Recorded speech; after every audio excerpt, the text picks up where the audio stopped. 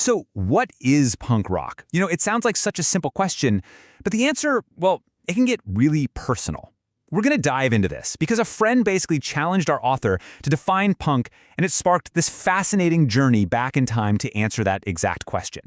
This whole explainer, this is that answer. It's a personal history of an attitude, a sound, and yeah, a moment. What can I say? I mean, that was his first reaction after his friend Jim Haas sent him a punk compilation. It was like a musical gauntlet being thrown down, demanding a real, true felt comment. You know that feeling, right? When you're faced with something so big, so loaded with history and personal meaning, you're almost at a loss for words. And yeah, here's the challenge itself. This was no ordinary playlist. It was packed with heavy hitters. The gauntlet was officially down.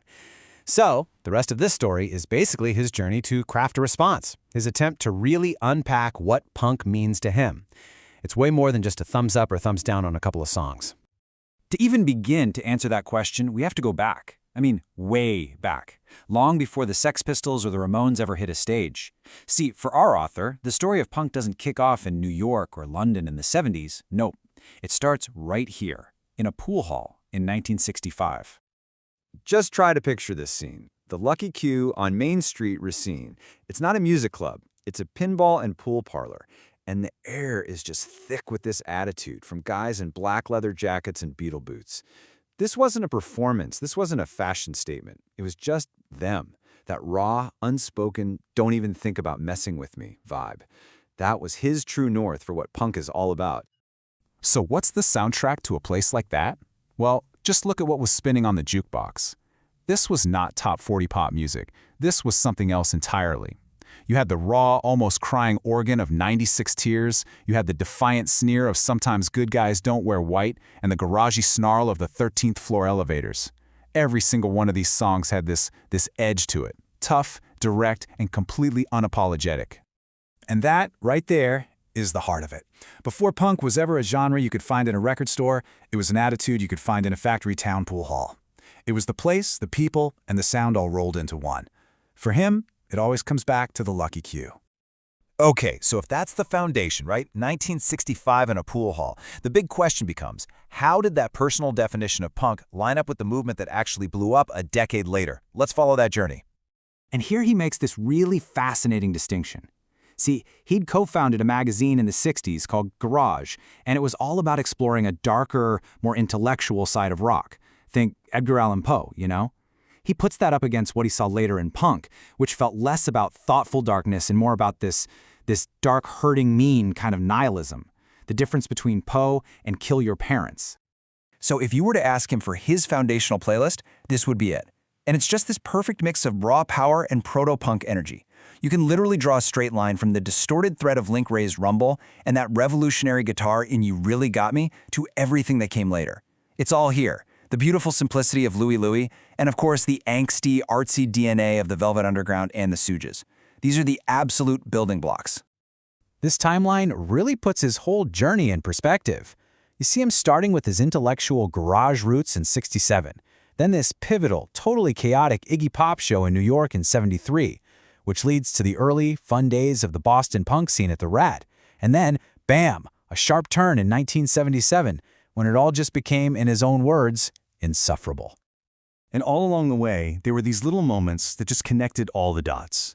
I mean, can you imagine buying the legendary Nuggets compilation, which is basically the Bible of 60s garage rock, directly from Lenny Kai himself, the guy who would go on to play with Patti Smith? Or being in Boston and hearing the raw demo of the Modern Lovers' Roadrunner for the first time on the radio. It was like all these little signs that something big was about to happen. You gotta love this. He brings up this fantastic theory from Iggy Pop himself.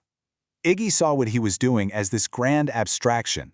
He claimed he was taking the powerful, massive feeling of European classical music, boiling it down to its rawest essence, and then just packaging it in 3 chords anybody could play, with Louie Louie as the big bang, the primal starting point.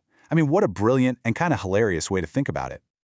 But, like we saw on the timeline, things changed. That initial energy, the fun of the scene, it just didn't last. So the really crucial question is, why? Why did he jump off the bandwagon? What was it that made the whole scene turn sour for him? And he lays it out pretty clearly. First off, Harder drugs crept into the scene, and they brought this really negative, junky attitude with them. Then the whole social vibe just died. It went from a place where you could ask someone to dance to a place where everyone was just posturing. On top of that, the bands started to lose their originality. They all just sounded the same. And maybe the final nail in the coffin, that cheap $1 cover charge started to climb. The party was officially over. So what'd he do? He found an alternative. He realized that for the same dollar, he could just cross the river and see these legendary Chicago blues guys like Otis Rush and Walter Horton. And in their music, he found an angst that felt, I don't know, more authentic, more mature. He found a kind of blues that he could actually grow old with, unlike the punk scene he felt was just completely imploding on itself. So, all of this brings us right back to where we started, back to his friend Jim's challenge. After this whole trip down memory lane, from the pool hall to the punk club to the blues bar, how does he finally answer the question? What does his version of 70s punk actually look like? And here it is. This is his 70s punk playlist. And yeah, it's got the absolute essentials. You've got Iggy's raw power, Patti Smith's defiant poetry, the pure fun of the Ramones, the political snarl of the Sex Pistols. But look a little closer. He also includes the clever songwriting of Elvis Costello and that heartbreaking Johnny Thunders ballad. This isn't just a list of loud and fast. There's a real appreciation for songcraft and melody here, not just noise. And this is the revelation. After sharing all his thoughts, his friend Jim just boils it all down to this one simple, totally perfect observation. You like melody. And that's it. That's the key. It explains the love for 60s garage rock, it explains the pivot to the blues, and it explains the specific 70s punk he could actually connect with. It's the unifying theory for his entire musical taste. So after all that, we're left with one last question, really. After hearing this whole story, what is punk to you? Is it that leather jacket indifference from 1965? Is it the three-chord fury of 1977? Or is it something you just can't pin down to one sound or one year? It's definitely a question worth thinking about.